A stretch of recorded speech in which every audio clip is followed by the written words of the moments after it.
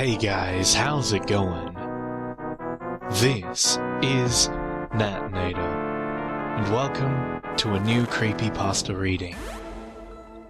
This is a great little story, which reads more like an instruction manual in order to exact vengeance upon someone you hate. It's titled, The Lord of the Scarecrows. I hope you enjoy it, so, as always, turn out the lights, get comfortable, and let the story begin. In this place, where tales of terror draw forth the most loathsome of emotions, stop for a moment, dear seeker, and reflect. Is there someone you really and truly hate? Someone who has worsened your life by their influence?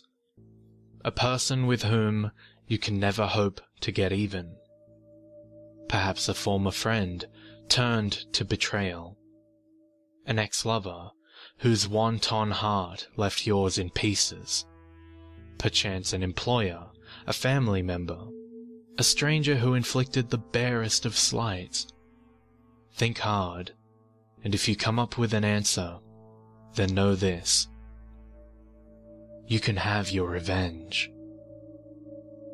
In an isolated field, in a place where civilization has worn thin into the whelming green of nature, you will find the thing you seek. It will not be an easy journey, and there is no guarantee you will emerge from this ordeal unscathed. But if you are truly serious about this hatred, if your heart burns with unslakable vengeance, then, my child, arise one morning at dawn and steel your will. You'll need every ounce of determination you can draw from your reservoir of hate. When you are sufficiently ready, go and procure a vehicle, one you won't mind taking through rough and open country. Ensure that it is well fueled and well maintained. You will not have the luxury of pit stops on this trip.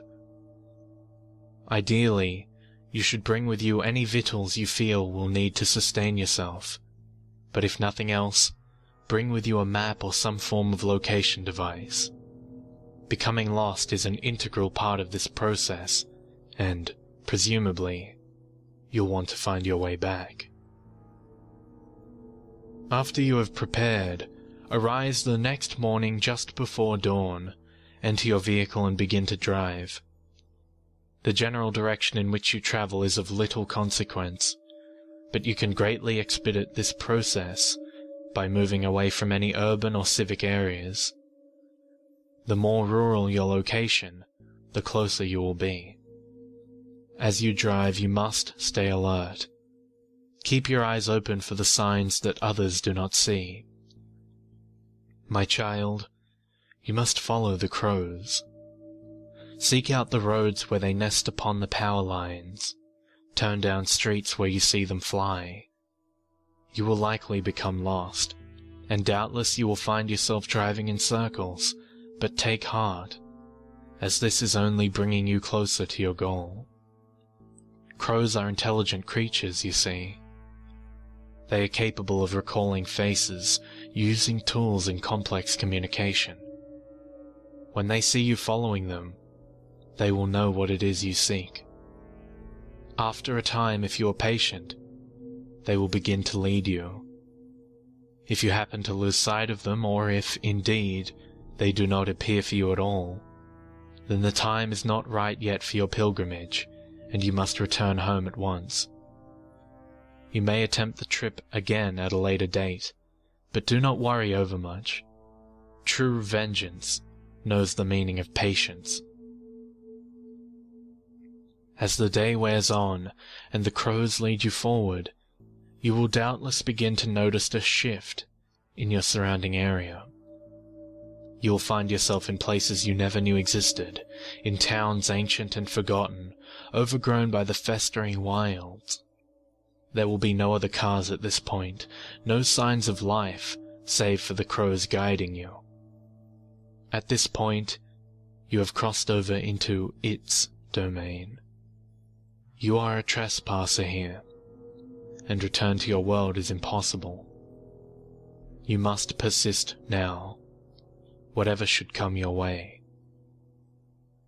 Very soon after your transition, the crows will begin to take you off the roads themselves. You'll have to travel across open fields and treacherous terrain. If you were careful in your selection, your vehicle should be able to navigate most of these challenges. But eventually there will come a point at which you can drive no further. At times, a rocky outcropping will impede your progress. At others, a roaring stream will prevent passage. Whatever form this impediment takes, you must thereafter proceed on foot. Exit your vehicle quickly, but make naught of its location. Bring nothing with you. You are a pilgrim in a sacred space. The luxury of material is no longer yours to possess. The crows will slow when they see you on foot, but they will themselves continue to progress. They are called here just the same as you, so be swift. No matter what, you must return to your vehicle before the sun sets. Night in this place is not hospitable to intruders, and the seething things that skitter and click in the dark places of this world are always hungry. It may be a short distance, or it may be miles, but eventually you'll come across a thick glade of ancient trees. There will be no mistaking this location. Crows will fill the air, gathering from all directions, and converging upon the blighted wood. As you pass through the trees, you'll see a greater multitude of the dark fowl than you have ever seen before. They will line every branch, cover every root and patch of land.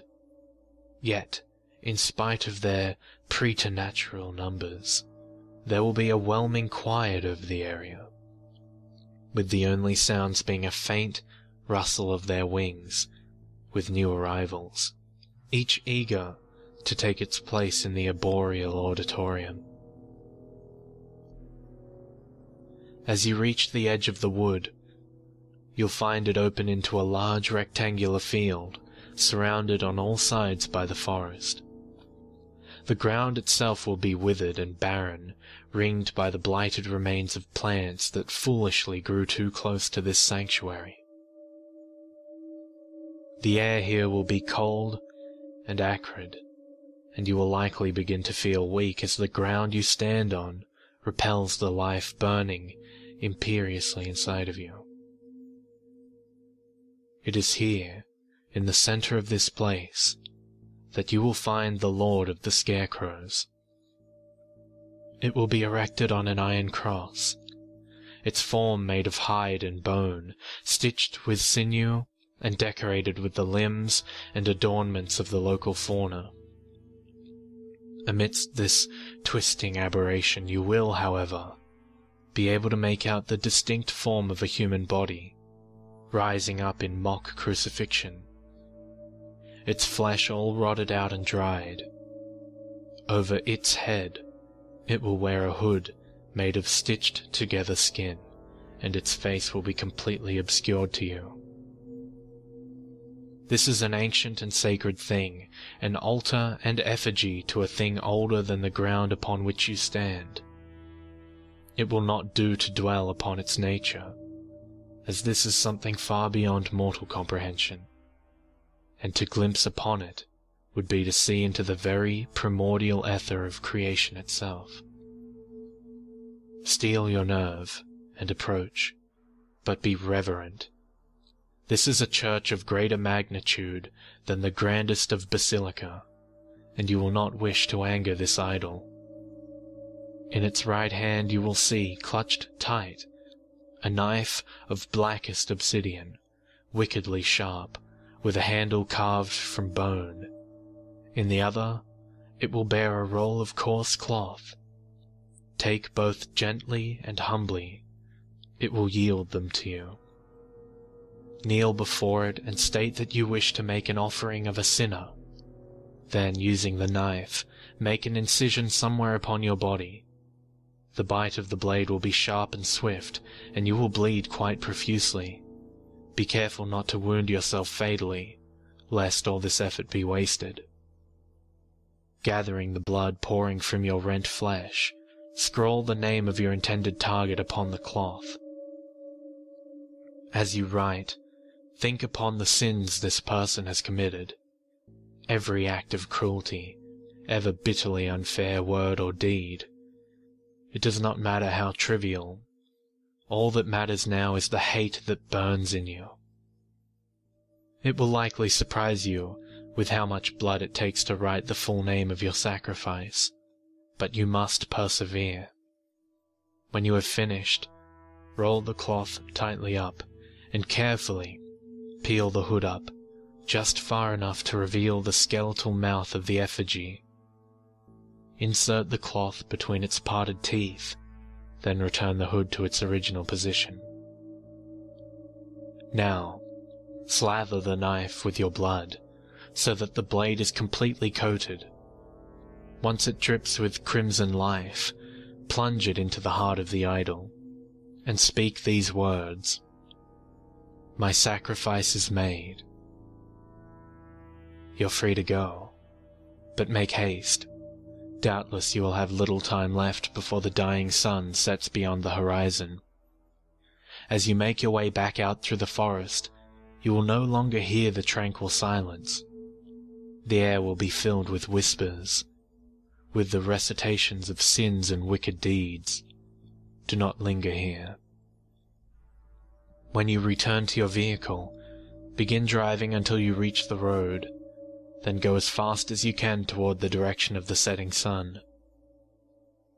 The shadows of this place will begin to grow and shift, but if you have followed these directions perfectly, just as the sun sinks down, a blinding flash should consume the horizon, and when it fades, you should be back in the world of the living, your car idling on an empty but otherwise normal street.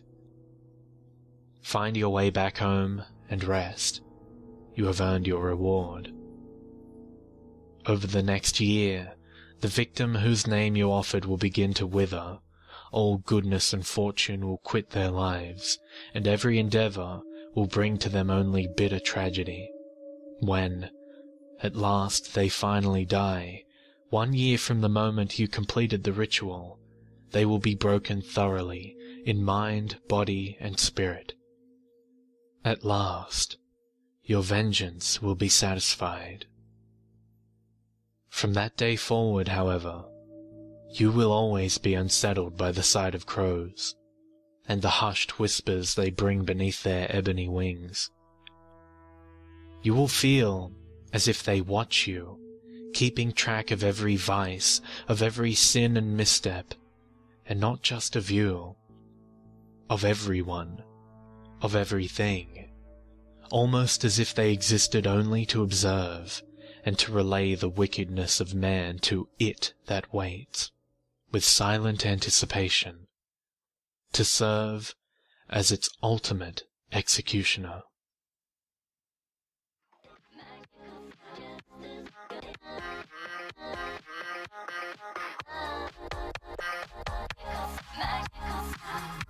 Magical